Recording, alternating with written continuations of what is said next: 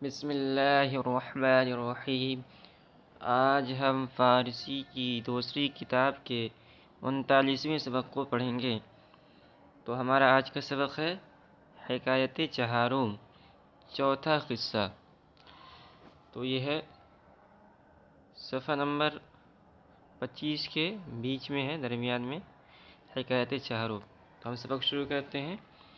حکایت چہارم، چوتھا قصہ۔ یہ قصہ شیخ سعدی رحمۃ اللہ علیہ کا اپنا قصہ ہے اور ان کے بچپنے کے زمانے کا قصہ ہے۔ تو کہتے ہیں یاد دارم کہ در ایام طفولیت متعبد بودم۔ کہہ رہے ہیں کہ مجھے یاد ہے کہ در ایام طفولیت کہ میں بچپن کے زمانے میں متعبد بودم، عبادت گزار تھا۔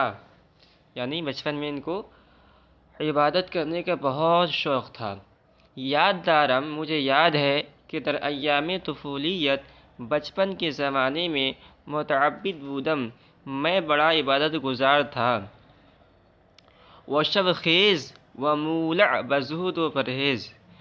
شب خیز کے معنی آتے ہیں شب بیدار، رات کو جاگنے والا، یعنی عبادت کے ساتھ جاگنے والا، نماز پڑھنا، قرآن کی تلاوت کرنا، اور خاص طور پر تہجد کی نماز پڑھنا۔ تو جو تہجد کی نماز کے پابند ہوتے ہیں ان کو شب خیز کہا جاتا ہے، سحر خیز بھی کہا جاتا ہے۔ وہ شب خیز اور شب بیدار، اور مولا کے معنی آتے ہیں فریفتہ ہونا۔ وہ مولا و زہد و پرہیز، اور زہد و پرہیزگاری پر فریفتہ تھا۔ وہ شب خیز و مولا و زہد و پرہیز، اور شب بیدار اور زہد و پرہیزگاری پر فریفتہ تھا۔ مطلب خلاصہ یہ ہے کہ بچپن میں ان کو عبادت کا بہت شوق تھا، شب بیداری کا بہت شوق تھا۔ اب کہتے ہیں شب در خدمت پدر نشستہ بودم۔ ایک رات کا واقعہ ہے کہ میں اپنے والد صاحب کی خدمت میں نشستہ بودم، بیٹھا ہوا تھا۔ وہ ہمہ شب دیدہ برہم نہ بستہ۔ تو یہ ہمہ شب تمام رات، ہمہ شب تمام رات، برہم یعنی جو آنکھ کی پتلی ہوتی ہے، ابرو، اور بستہ جو ہے یہ بستن مصدر سے ہے، بستہ باندھنا۔ تو برہم نہ بستہ کا لفظی ترجمہ ہوگا کہ میں نے آنکھ کی پتلیوں پلکوں کو نہیں باندھا تھا، یعنی آنکھ بھی نہیں جھپکائی تھی۔ وہ ہمہ شب دیدہ برہم نہ بستہ، اور تمام رات، ساری رات آنکھ نہ جھپکائی تھی۔ برہم نہ بستہ، آنکھ نہیں جھپکائی تھی۔ و مصحف عزیز در کنار گرفتہ، اور قرآن پاک بغل میں لیے ہوئے تھا۔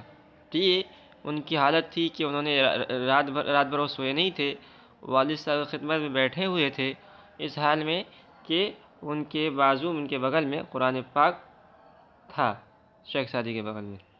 کہہ رہے ہیں وہ طائفہ گرد ما خفتہ، اور کچھ لوگ ہمارے چاروں طرف سوئے تھے۔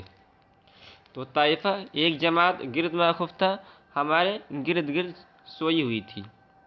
جب شیخ سعدی نے دیکھا کہ تو ان کو چونکہ بہت عبادت کا شوق تھا، اور جس کو عبادت کا شوق ہو تو وہ جو ہے یعنی جس کو جو کوئی کام میں مشغول ہو تو اپنے آپ کو ہی بڑا سمجھنے لگتا ہے، یعنی دل کے اندر بات خیال آنے لگتا ہے کہ میں بہت اچھا ہوں، اور جو لوگ یہ کام نہیں کر رہے ہیں وہ لوگ جو ہے سست ہیں۔ تو انہوں نے ان لوگوں کی شکایت کی کہ کاش یہ لوگ سو رہے ہیں، اٹھ کے تہجد کی نماز کیوں نہیں پڑھتے، شب بیداری کیوں نہیں کرتے۔ پدر را گفتم، میں نے اپنے والد صاحب سے کہا، ازینا یکی سر بر نمی دارد، ازینا یکی ان میں سے کوئی سر بر نمی دارد، سر بھی نہیں اٹھاتا، کہ دوگانہ بگزارت، کہ 2 رکعت پڑھ لے۔ چنا خواب غفلت انشارہ، ایسی غفلت کی نیند سوئے ہیں۔ چنا خواب غفلت اشارہ، یہ لوگ ایسی غفلت کی نیند سوئے ہیں۔ چنا خواب غفلت، چنا در خواب غفلت ان، کہ گوئی مردہ ان، یہ لوگ ایسی غفلت کی نیند سوئے ہیں گویا مردہ ہیں۔ گفت، تو اب ان کے والد صاحب جو ہے وہ بہت بڑے سمجھدار تھے، حکیم آدمی تھے، تو انہوں نے شیخ سعدی کو ڈانٹا کہ یہ جو تم کہہ رہے ہو نا یہ بھی غیبت کے اندر آتا ہے. تم 2 رکعت نماز تم نماز نہ پڑھتے، رات بھر نہ جاگتے، تم بھی سو جاتے تو غیبت کے گناہ سے بچ جاتے. گفت تو میرے والد صاحب نے کہا اے جان پدر، اے بیٹا، اے پیارے بیٹا، اگر تو نیز بخفتی، اگر تو بھی سو جاتا، عذاب کے در پوستین خلق افتی، تو اس سے بہتر تھا کہ تو لوگوں کی غیبت کرے. تو پوستین کے معنی اصل ایک لباس کو کہتے ہیں جو آدمی پہنتا ہے، اور یہ تو پوستین خلق افتی کا لفظی ترجمہ ہوگا مخلوق. اچھا، تو ہاں اس کا ترجمہ ہوگا کہ مخلوق کی بدگوئی اور غیبت میں پڑے. تو مطلب یہ ہے کہ لوگوں کی پوستین کو اکھاڑے، یعنی لوگوں کی غیبت کرے، اس سے بہتر ہوتا کہ تو سو جاتا. تو کہنے کا مطلب یہ تھا ان کے والد صاحب کا کہ دیکھو، یہ رات کو جاگنا اور رات میں تہجد پڑھنا، نماز پڑھنا، یہ کوئی فرض نہیں ہے، اور لوگوں کی غیبت کرنا یہ حرام ہے. تو تم ایک نفل کام میں مشغول ہو کر حرام کاری کر رہے ہو، تو بہتر یہ ہوتا ہے کہ تم حرام سے بچ جاتے اور نفل کام نہ کرتے. نہ بیند مدعی جز خیشتن را،